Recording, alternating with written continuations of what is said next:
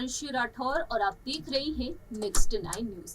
महाराष्ट्र में शिवसेना के प्रमुख और पूर्व मुख्यमंत्री उद्धव ठाकरे और उनके परिवार की मुश्किलें कम होने का नाम नहीं ले रही हैं।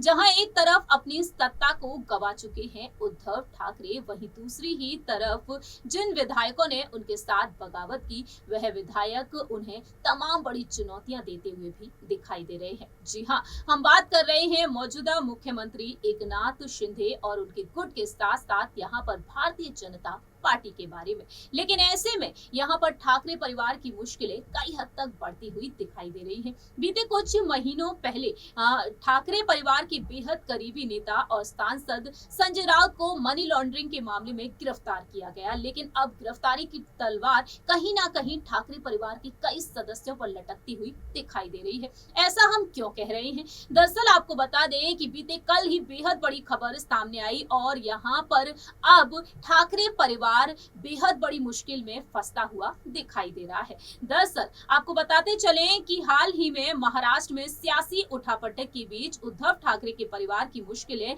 एक बार फिर से बढ़ती हुई दिखाई दी हैं। दरअसल उद्धव ठाकरे, उनकी पत्नी रश्मि ठाकरे और उनके दोनों ही बेटे आदित्य और तेजस के खिलाफ बॉम्बे हाईकोर्ट में जनहित याचिका दायर की गई और उनके पास कथित आय से अधिक संपत्ति की ईडी सीबीआई जांच की मांग की गई है। इस मामले में अब यहां पर सुनवाई होने वाली है। आपको बताते चलें कि ये जनहित याचिका गौरी 38 और अभय भिड़े 78 के द्वारा की गई है। जानकारी के लिए आपको बता दें कि ये जनहित याचिका गौरी और अभय भिड़े के द्वारा दायर की गई है, जिनके परिवार ने आपातकाल के दौरान शिवसेना सुप्रीमो बाला साहेब ठाकरे के साप्ताहिक को संक्षिप्त रूप से छापा था। आपको बता दें कि गौरी ने याचिका में ये आरोप लगाया है कि शिवसेना सुप्रीमो और उनके बेटे आदित्य, उनकी पत्नी रश्मि ने अपनी आय के आधिकारिक स्रोत के रूप में कभी भी किसी विशेष सेवा, पेशे और व्यवसाय का खुलासा नहीं किया।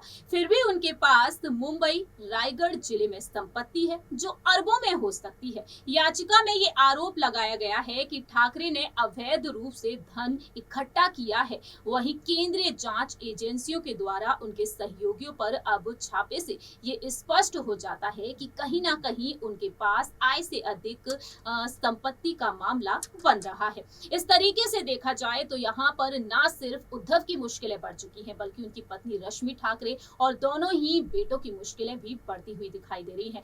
आय से अधिक संपत्ति मामले में यहाँ पर अब पूरा ही परिवार फंसता हुआ नजर आ सकता है। ऐसे में सवाल यहाँ पर ये उठ रहा है, क्या यहाँ पर अब संजय राउत की तरह मुश्किलें बढ़ती हुई दिखाई देंगी पूरे ही ठाकरे परिवार की? खैर, ये तो वक्त के साथ साथ ही पता चलेगा, लेकिन फिलहाल देखा जाए महाराष्ट्र में आगामी उपचुनाव के साथ साथ आगामी बीएमसी चुनाव को लेकर सियासत तेज है और मौजूदा मुख्यमंत्री एकनाथ शिंदे और उप मुख्यमंत्री देवेंद्र फडणवीस के नेतृत्व में क्या कुछ यहाँ पर अहम फैसले लिए जाएंगे, ये वक्त के साथ ही देखने को मिलेगा। इस रिपोर्ट में इतना ही। बाकी की तमाम अपडेट्स के लिए आप देखते रहिए नेक्स्ट 9 न्यूज।